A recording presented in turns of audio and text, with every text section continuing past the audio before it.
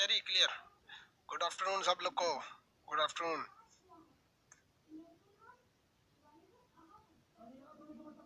देखिए वो इससे पहले हम आपको सौर मंडल की उत्पत्ति यानी ग्रहों की उत्पत्ति और तारों की उत्पत्ति के बारे में बता दिए थे। हाँ, दो ही तो सिद्ध भाई साहब। देखिए एक था बिग बैंग थ्योरी।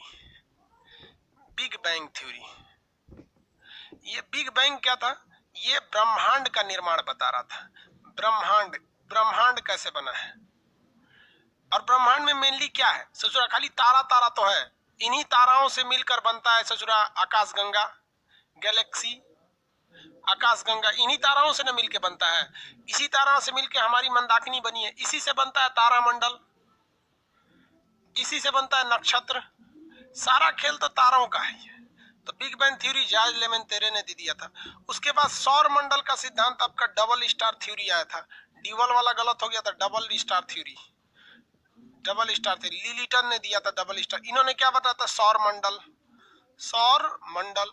अब बताइए भाई सौर मंडल में मुख्य रूप से क्या होते हैं? ग्रह होते हैं और भी बहुत सारी चीजें होते हैं सौर मंडल में। उपग्रह होते हैं, अग्रह से उपग्रह होते हैं, क्षुद्र ग्रह होते हैं, क्षुद्र ग्रह होते हैं। सब तो ससुरा ग्रहवे है, तनिसा तनिसा अंतर है तो ग्रहवे ना। ग्रह कहिए, क्षुद्र ग्रह कहिए, उपग्रह कहिए, उल्का पिंड कीजिए, यही सब मेन तो ग्रह होते हैं सब। यहाँ तक तो समझाई दिए थे आपको। एगो लड्डू फूट के छितरा गया big bang theory.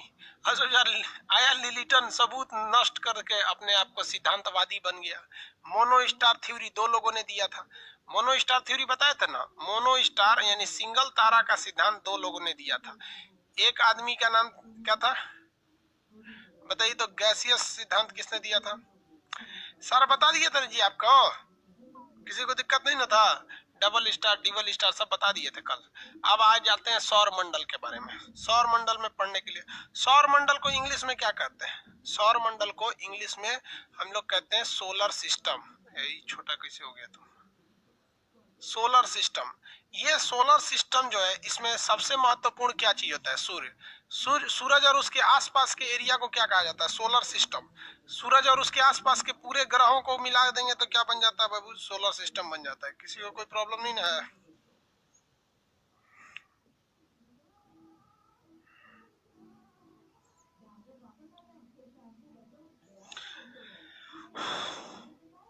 Umapati Mishra, UPPCS में भूगोल ऑप्शनल, आपसे पढ़ना है।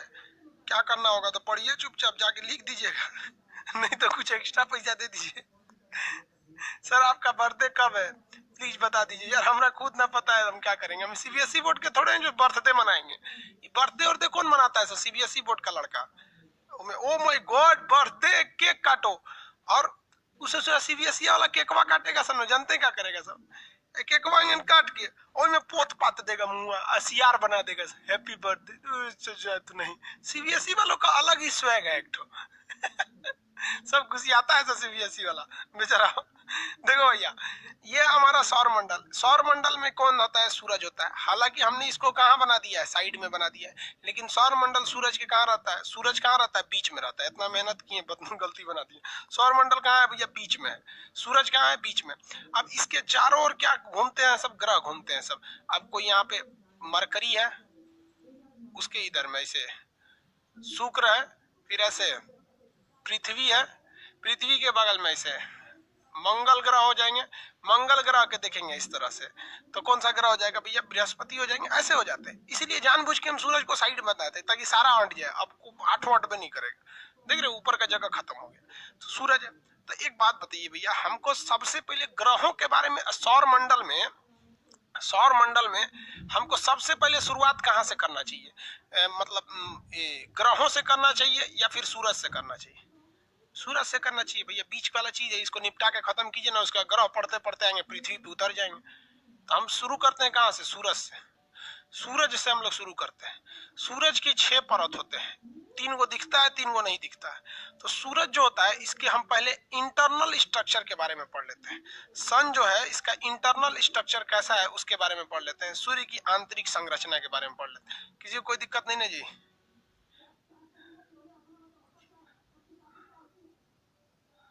पता नहीं क्या बोल रहा है।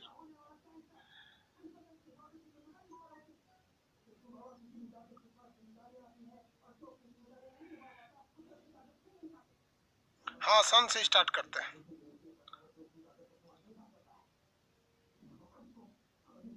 देखिए वो सन से स्टार्ट करते। देखिए सूरज का हम लोग को आंतरिक परत पढ़ना है, तो सूर्य के आंतरिक परत को पढ़ने के लिए हम लोग पहले इसका केंद्रीय भाग पढ़ लेते हैं, सूर्य का सेंटर वाला पार्ट। सूर्य की आंतरिक परत को 3 भाग में बांटते हैं, एक सबसे बाहरी परत, बीच वाली परत और ये अंदर वाली परत हो गई। सूर्य की कितनी परतें हो गई? 3। अब बताओ भाई, यहाँ बना देते हैं गोल, ये बाहर वाला, ये उसके अंदर, ये उसके अंदर। इसको कहते हैं कोर, इसे कहते हैं रेडिएटिव जोन, ऐसे कहते हैं कॉन्वेक्टिव जोन, यानी संवहन मंडल कहते हैं। अब इसी को तो हम वहाँ हल्का से काट दिए हैं ताकि अच्छा से पढ़ा सके। इसी पोर्शन को इतना काट दिए हैं, तो आप देखिए ना, यही ना काट दिए हैं इसे। अब आपको वही दिख रहा है, वहां पर कटा हुआ हिस्सा दिख रहा है। इस कटा हुआ हिस्सा को ले आकर वहां चिपका दिए हैं, इसी को बड़ा करके वहां चिपका दिए हैं। अब समझ में आ रहा है कि नहीं आ रहा है? किसी को कोई दिक्कत नहीं ना जी? अरे भाई आंसर दीजिए लोग, किसी को कोई दिक्कत है? नहीं दिक्कत है, छोड़ दीजिए, नहीं दिक्कत है। पहला परत जो होता है सूर्य का अंदर वाला भाग, इसे कहते हैं कोर। ये सूरज का सबसे आंतरिक भाग होता है कोर। इसमें नाभिकीय संलयन की क्रिया होती है, संलयन, न्यूक्लियस फ्यूजन। संलयन किसमें होता है? हाइड्रोजन बन जाता है हीलियम में। हाइड्रोजन किसमें बदल जाता है? हीलियम में बदल जाता है। हाइड्रोजन किसमें बदल जाता है? हीलियम में। तो सूर्य का सबसे आंतरिक भाग होता है कोर, जिसमें नाभिकीय संलयन होता है और हाइड्रोजन हीलियम में बदल जाता है, जिस वजह से इसका टेम्परेचर 15 मिलियन सेल्सियस हो जाए। 15 मिलियन सेल्सियस। तो सबसे ज्यादा टेम्परेचर सूर्य के केंद्रीय भाग का होता है, 15 मिलियन सेल्सियस। और जब कभी भी टेम्परेचर बहुत ज्यादा हो जाता है तो गैस जो होते हैं वो प्लाज्मा अवस्था में आ जाते हैं। किस अवस्था में आ जाते हैं? गैस प्लाज्मा अवस्था में। प्लाज्मा आपको पढ़ा चुके हैं, प्लाज्मा किसको कहते हैं? खेखार टाइप का हो जाता है। गैस जो होता है धुआं टाइप का ना होके खेखार टाइप का लिबिर हो जाए तो लिबिर वाले को क्या कहते हैं? प्लाज्मा कहा जाता है। किसी को कोई दिक्कत नहीं, लिबिर वाला पदार्थ क्या हो जाता है? प्लाज्मा हो जाता है। आगे समझे, बताइए। सूर्य का केंद्रीय भाग क्या कहलाया? कोर कहलाया। कोर में क्या हुआ? न्यूक्लियस फ्यूजन, जो हाइड्रोजन बम में होता है, नाभिकीय संलयन हो गया। संलयन में एक चीज दूसरे चीज में बदल जाता है, हाइड्रोजन बदल गया हीलियम में, और जिस वजह से टेम्परेचर भयानक बढ़ गया। 15 मिलियन, 15 मिलियन मतलब समझते भैया, मेरे सब्सक्राइबर अभी 3 मिलियन के पार में है सब। 3 मिलियन, 3 मिलियन का मतलब क्या होता है? 30 लाख। तो जब कभी भी मिलियन बनाना है ना, तो एगो जीरो लगा के लाख कर दीजिएगा। जैसे हम कहते हैं कि 3 मिलियन, तो आप कहेंगे कि कितना लाख, तो एगो में जीरो लगा दीजिएगा। 3 में एगो जीरो लगाए 30, आय के जगह लिख दीजिएगा लाख। तो हमारे सब्सक्राइबर कितने लाख हैं? 30 लाख हैं। अभी तो 32 लाख हो गए सब, आज का डाटा बता रहे हैं। तो 15 मिलियन है, तो इसको लाख में बदलिए, तो एगो जीरो लगाइए, यहाँ लगा दिए जीरो, इसको कर दीजिए लाख। 150 लाख डिग्री सेल्सियस, इतना भयानक है, इतना भयानक। कितना टेम्परेचर है भाई? 15 मिलियन टेम्परेचर है। किस अवस्था में है? प्लाज्मा अवस्था में। और यहाँ धधकता हुआ आग है। सूर्य का सबसे बड़ा आग का स्रोत यही होता है, इसे कहते हैं कोर। अब इसके बगल में होता है विकिरण मंडल, जिसे कहते हैं radiative zone. Radiative zone, radiator का मतलब होता है विकिरण, यहाँ से किरण निकलती है। विकिरण मंडल, विकिरण मंडल या विकिरण जोन, नाम से ही स्पष्ट है। विकिरण यानी विकिरण होता है, यहाँ से रेज निकलती हैं। विकिरण मंडल का मतलब क्या होता है? यहाँ से रेज निकलती हैं। वही 1.5 करोड़, 15 मिलियन 1.5 करोड़ मार दीजिए, वही बात है, लाख में करिए।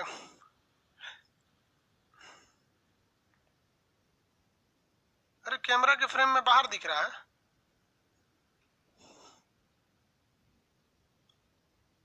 हाँ चलो भाई, तो ध्यान से कैमरा लगाया कीजिए जी। हो गया, अब आगे अंदर आ गया, अंदर आ गया, लगा दिए उसको। ये है विकिरण मंडल। इसमें से कुछ कुछ किरणें निकलती हैं, रोशनी निकलती हैं। उन किरणों में कौन कौन है? तो भैया गामा किरण पूरे शरीर को छेद देगी। गामा किरण पूरे शरीर को छेद देगी। और यही गामा किरण जब सूरज के पृथ्वी पर आता है ना, तो बताइए इस गामा रेस को पृथ्वी पर कौन रोक देता है? तो ओजोन परत गामा किरणों को रोक देता है।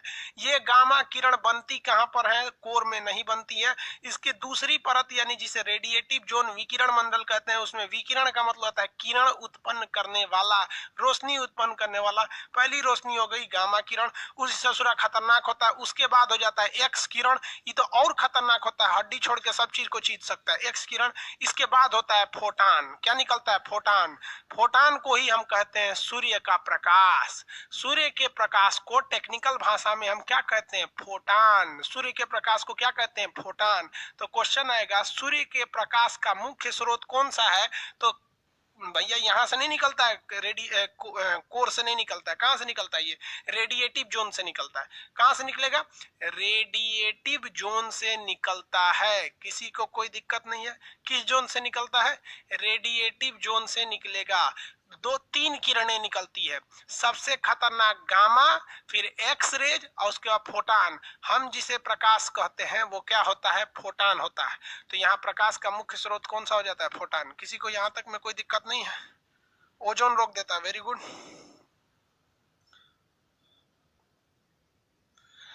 राइट फॉर शाश्वत शुक्ला जी। दुर्गा पूजा विसर्जन के इन बिहार, मुंगेर में दुर्गा पूजा वाला पे गोली कांड हो गया था ना, वहां पे गोली चला दिया सब उन लोगों ने। नेताओं के रैली में कोई गोली नहीं चला रहा, वहां जाके गोली चला दिया। बाहर पुलिस सरकार। चलिए यहाँ देखिए ध्यान से, अगला क्वेश्चन क्या? रेडिएटिव जोन समझ में आ गया कि नहीं गया? कौन कौन सी गैस निकलती है भाई? क्वेश्चन पूछिए आप लोग फटाफट। गुड मॉर्निंग करता है सब इतना लेट से आके। एक्सरे और गामा निकलता है, और क्या निकलता है? एक्सरे निकलता है। और क्या निकला? फोटान। आगे बढ़े।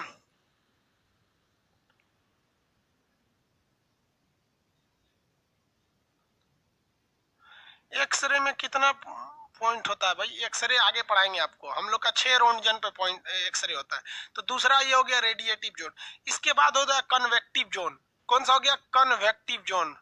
कन्वेक्टिव जोन, इसे कहते हैं हम संवहन मंडल। संवहन मंडल, ध्यान से देखिएगा, ये बहुत इंपॉर्टेंट होता है। संवहन मंडल जो होता है सूर्य का बाहरी, सूर्य के आंतरिक परत का पहला भाग हो जाता है कोर, दूसरा हो जाता है रेडिएटिव जोन, तीसरा होता है कन्वेक्टिव जोन।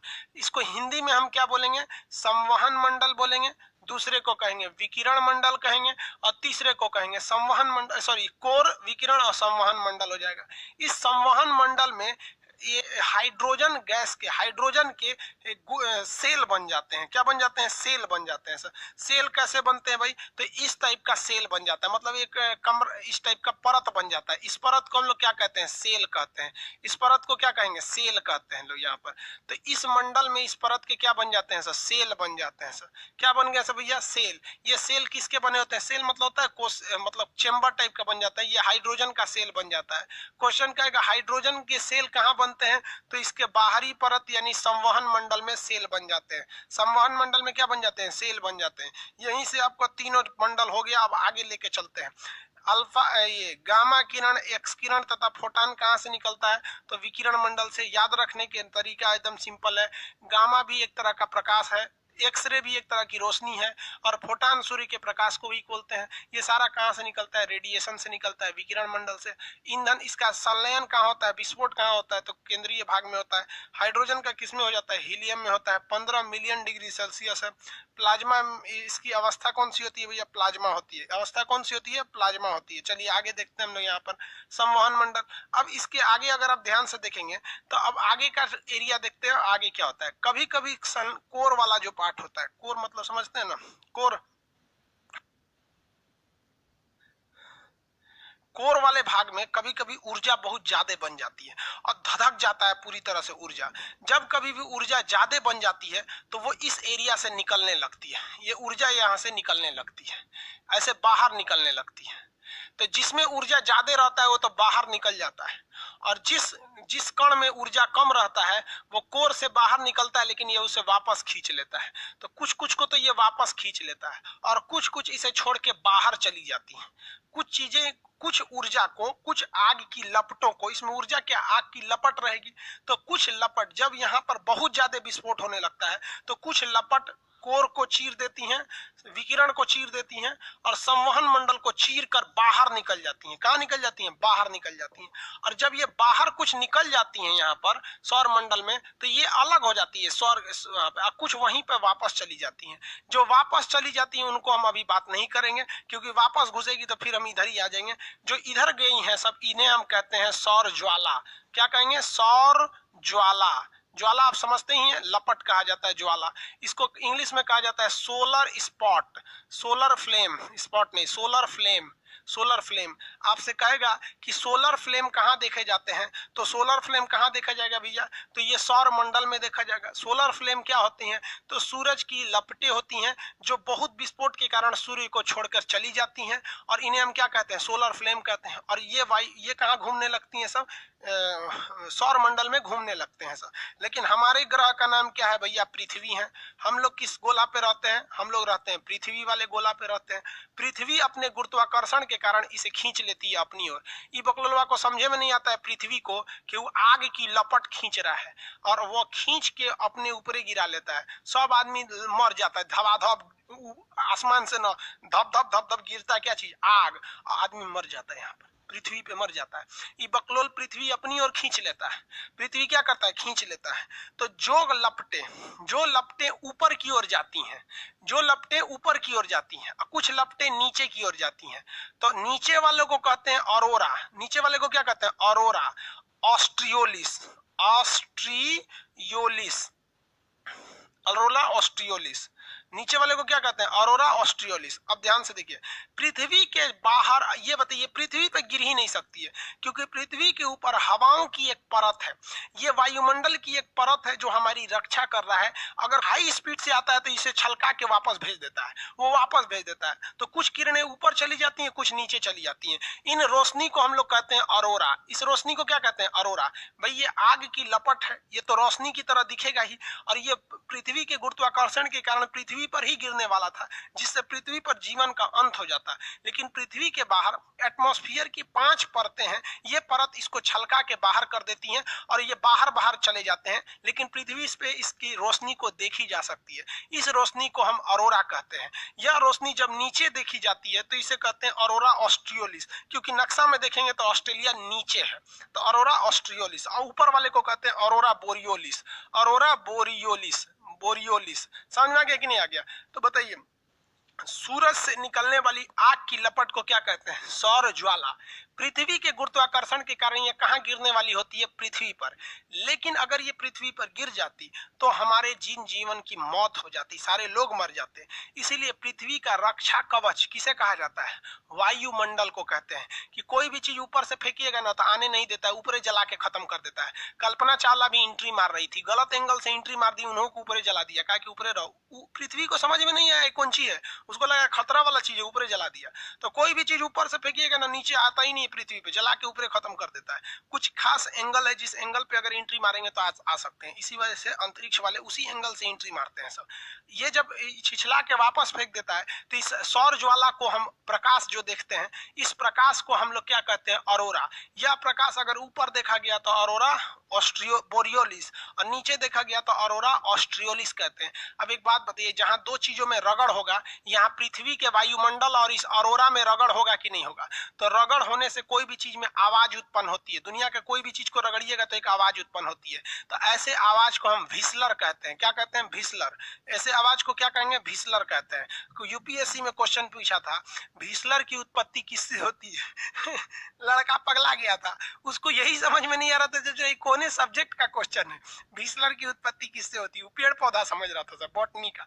भैया व्हिसलर की उत्पत्ति, सौर ज्वाला जब वायुमंडल में प्रवेश करता है तो एक आवाज उत्पन्न होती है रगड़ के कारण, जिसे हम व्हिसलर कहते हैं। एक प्रकाश उत्पन्न होती है रगड़ के कारण, जिसे ऑरोरा कहते हैं। यह प्रकाश जब उत्तरी ध्रुव में गया तो ऑरोरा बोरियोलिस, यह प्रकाश जब दक्षिणी ध्रुव में आया तो ऑरोरा ऑस्ट्रियोलिस के नाम से जाना जाता है। ये समझ में आ गया सौर ज्वाला। किसी को कोई दिक्कत है, सौर ज्वाला तक में कोई दिक्कत है। इंग्लिश में इसको सोलर फ्लेम कहते हैं, बाकी उसको इंग्लिश में दोनों का इंग्लिश नाम है, ऑरोरा बोरियोलिस, ऑस्ट्रियोलिस इंग्लिश नाम है। सीबीएसई वालों को कोई दिक्कत नहीं होना चाहिए। यहाँ पर आगे बढ़े,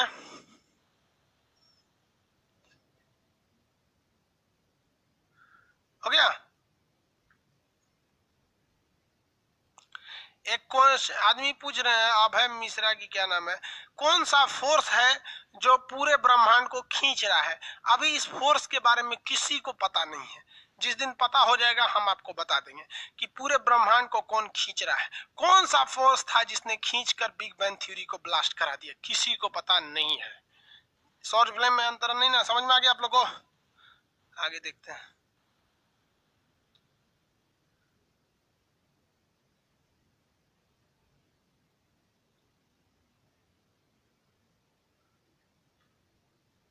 आगे देखा जाए, प्लूटो को निकाल दिया बकलोलवा। पहले सूरज पढ़ना, अब प्लूटो पढ़ना। सब कुछ कुछ ऐसे लड़के रहते हैं सब ना, जिनको देखिए लग जाता है इन सब का कबो रिजल्ट नहीं होगा। देखो चोट्टा को, उसको प्लूटो पूछ रहा है अब यहाँ पे। अभी सूरज पढ़ा ही नहीं, सूरज के बाद मरकरी पड़ेगा, फिर वीनस पड़ेगा, फिर अर्थ पड़ेगा, फिर यहाँ पे अभी उसको प्लूटो पूछ रहा है। वो सोच के आया है कि पूछना है, उसको ही समझ में नहीं आ रहा है चैप्टर क्या चल रहा है। कपड़ा के दुकान पे जाके कहेगा मछली मिलेगा, तो क्या कहेगा, पगले ना है बेवकूफ कहीं का। सन वाला चैप्टर चल रहा है, प्लूटो पूछ रहा है, अरे लोल कहीं का। चलिए अब यहाँ देखिए, ये तो हो गया, यहाँ पे चला गया, ये एक अलग टर्म्स था, इससे हो गया। अब किसी भी चीज के कुछ प्रॉफिट और कुछ लॉस होते हैं, उसी तरह से ये सौर ज्वाला के हमसे कुछ लॉस हो जाते हैं। लॉस क्या हो जाता है, देखिए ध्यान से। पृथ्वी पर जितने मोबाइल टावर वगैरह काम करते हैं ना, जब सोलर ज्वाला उत्पन्न होती है ना यहाँ पर, तो ये काम अच्छा से नहीं करते हैं, ये डिफ्लेक्ट करने लगते हैं। तो पृथ्वी पर संचार माध्यम में दिक्कत आता है, पृथ्वी का तापमान में वृद्धि होने लगता है, पृथ्वी के वायुमंडल में जो होते हैं ना घर्षण के कारण एक अतिरिक्त ध्वनि उत्पन्न होने लगता है। लेकिन इसमें सबसे बड़ी बाधा जो आती है टेलीकम्युनिकेशन में। जब कभी भी सौर ज्वाला आएगा इधर से और यहाँ से गुजरेगा ऑरोरा से, तो यहाँ पे जो मोबाइल नेटवर्किंग है गड़बड़ होने लगता है। और ये कब आता है ऐसे जनरली पता नहीं चलता है, आते रहता है। तो फोन करिए इसको तो लग जाएगा कोनो और को, तो ये डिस्टरबेंस होने लगता है। इसी को हम लोग कहते हैं कम्युनिकेशन फॉल्ट। ये कम्युनिकेशन फॉल्ट किस वजह से होता है, सौर ज्वाला जब पृथ्वी में एंट्री मार जाती है तब ये सौर ज्वाला। समझ में आ गया कि नहीं?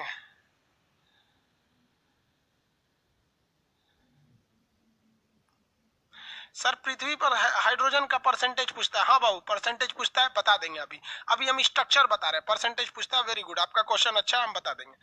आगे आपके मटेरियल में लिखा भी हुआ है परसेंटेज, आप अगर नहीं पढ़े हो तो देखिएगा, आपको समझ में आया कि नहीं आ गया?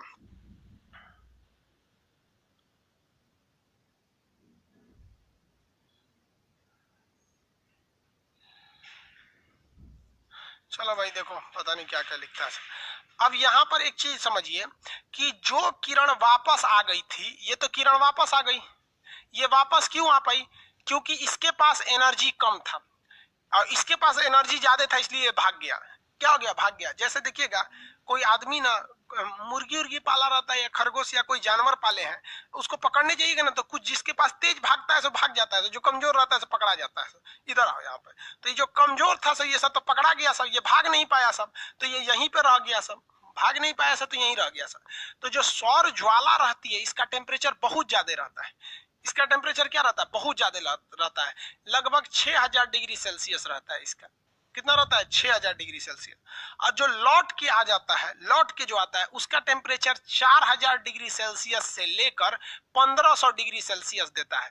अगर आप पीएचडी कर रहे हैं, जेआरएफ की तैयारी कर रहे हैं या एमए या ग्रेजुएशन में पढ़ रहे हैं, तो आपको यह बताना पड़ेगा कि जो लौट कर प्रकाश आ रही है इसका टेम्परेचर 4000 डिग्री रहता है। लेकिन अगर आप एसएससी वगैरह की तैयारी कर रहे हैं तो आपको यह कहना पड़ेगा कि 1500 यानी 1500 डिग्री सेल्सियस रहता है। तो यहाँ ज्यादातर लड़के एसएससी के हैं तो यही बताएंगे कि जो सौर ज्वाला जा रहा है उसका टेम्परेचर 6000 रहता है, और जबकि ये इसका टेम्परेचर कितना रहता है? 1500 डिग्री सेल्सियस रहता है। तो आप बताइए, तो ये सौर ज्वाला का टेम्परेचर ज्यादा रहता है और ये जो वापस आ रहा है इसका टेम्परेचर क्या रहता है?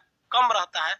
तो ये बाहर से जब आप पृथ्वी से देखिएगा, पृथ्वी से यहां से, तो ये सौर ज्वाला चमकीला दिखेगा, ये धब्बा की तरह दिखेगा।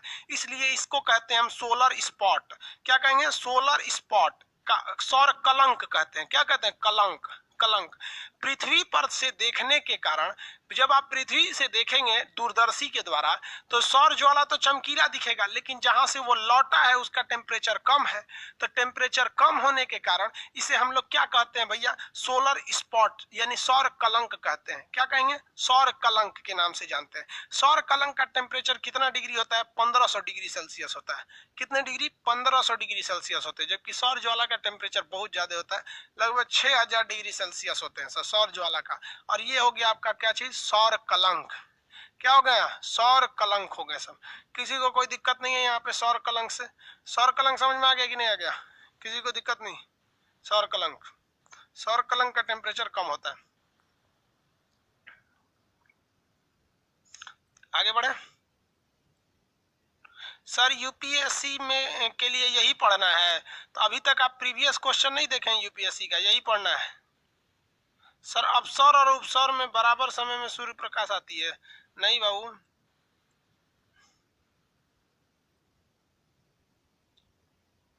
सोलर मैक्सिमस और मिनिमस क्या होता है आगे बताएंगे अभी।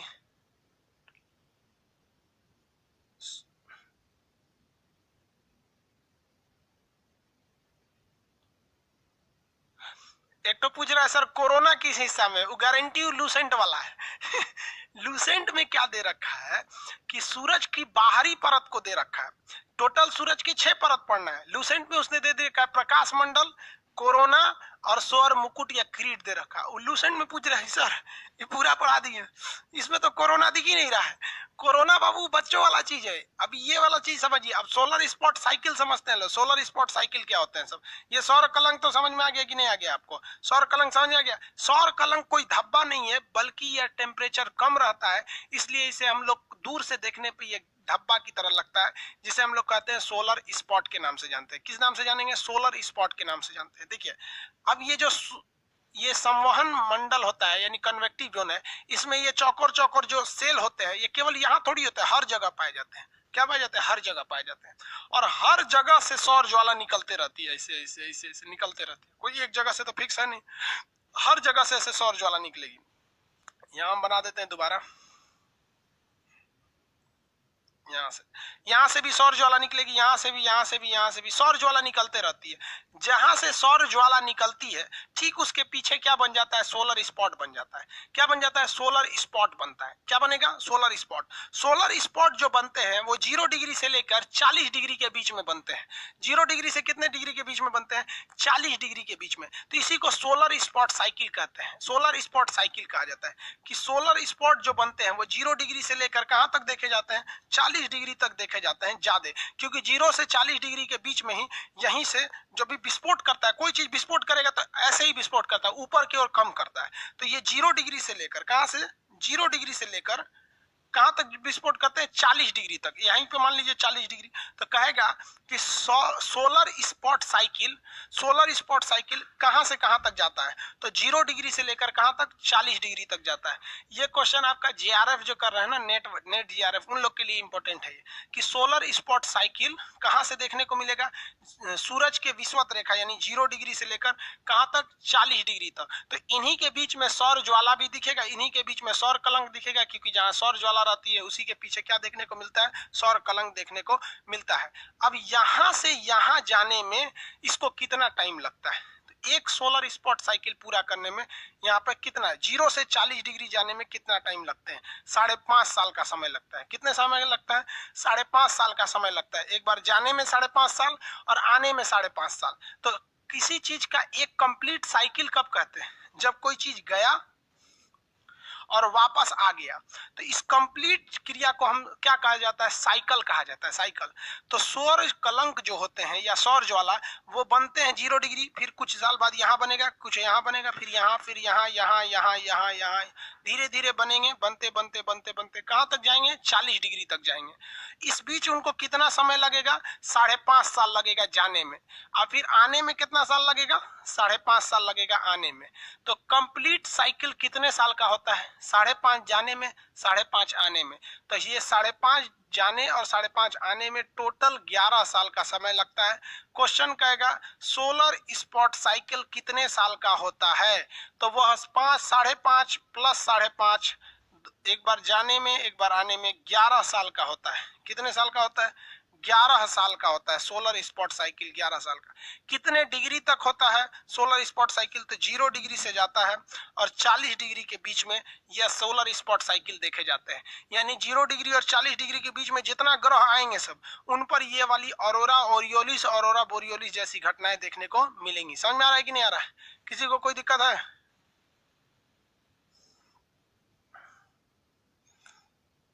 हो गया कि नहीं हो गया? वो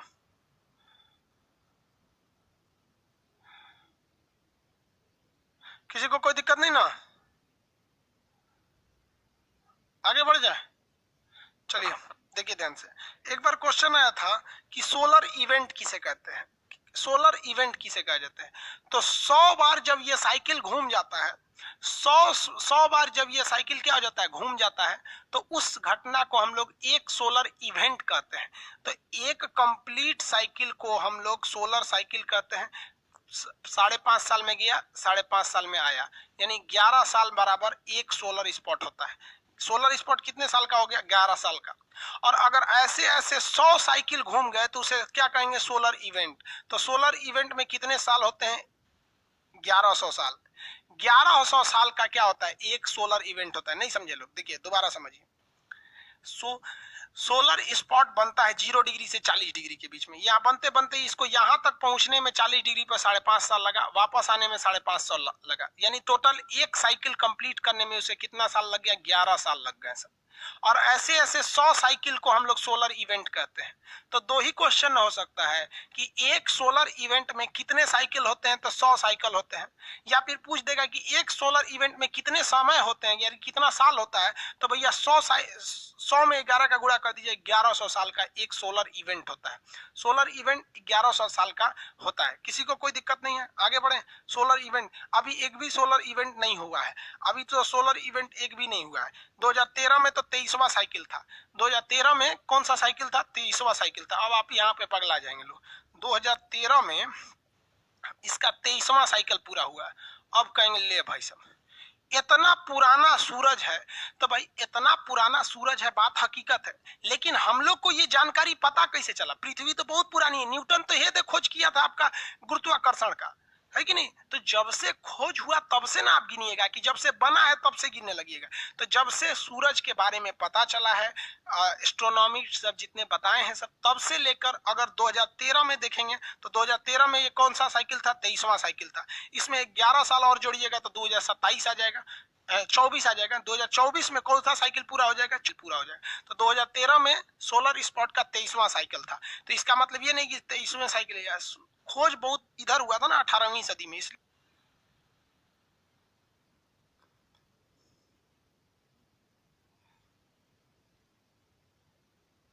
बफरिंग कर रहा है।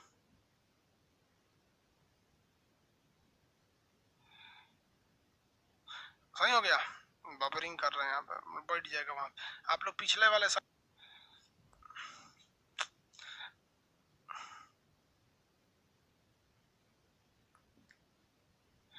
ये 40 डिग्री ही क्यों होता है भाई? 40 डिग्री क्यों होता है? देखिए ध्यान से, आप यहाँ देखिए 0, आप यहां से क्या कर सकते हैं? किसी चीज को मार सकते हैं। और ऐसा माना जाता है कि कोई भी चीज 40 डिग्री तक आपके कंट्रोल में रहती है, उसके ऊपर आपका फोर्स कम हो जाता है। तो ये 40 डिग्री तक ही क्या करता है? विस्फोट अच्छा से कर पाता है। जब तगड़ा विस्फोट करेगा तभी ना ये निकलेगा यहाँ पर, इसलिए 40 डिग्री तक ही इसकी क्षमता रहती है।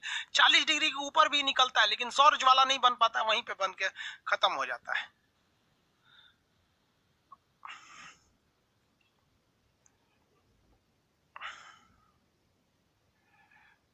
हो गया? चुंबकीय झंझावत क्या होता है आगे पढ़ाएंगे बाबू, अभी इसमें अभी चुंबकीय मैग्नेटिक आर्क अभी बताएंगे।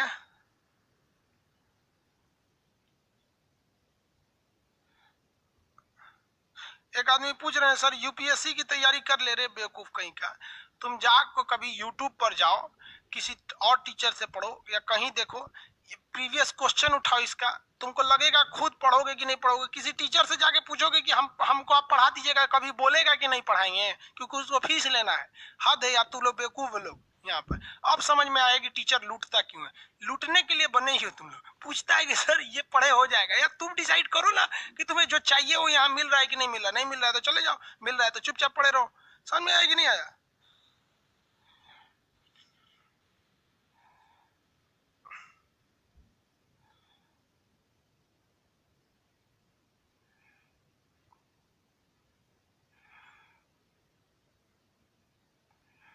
धूमकेतु क्या होता है बेवकूफ कहीं का? धूमकेतु अभी सूरज पे चुपचाप रहो यहाँ पे। धूमकेतु सब एक के दिन पढ़ेगा सब, सूरज पे बस यहाँ रहना है आप लोग। यहाँ समझ में आ गया आप लोग को सोलर स्पॉट साइकिल यहाँ पर। अब सोलर स्पॉट साइकिल के बाद आपका आता है यहाँ देखिए, सन स्पॉट साइकिल 11 साल का होता है, 0 डिग्री से 4 डिग्री के बीच में होता है। 100 सोलर इवेंट को 100 सोलर स्पॉट साइकिल को एक इवेंट बोला जाता है। अब आता है आपका मैग्नेटिक आर्क। मैग्नेटिक आर्क चुंबकीय झंझावात, मैग्नेटिक आर्क। इसके बाद आता है आपका फोटोस्फीयर, फोटोस्फीयर, ये लूसेंट डूसेंट में दिया है फोटोस्फीयर।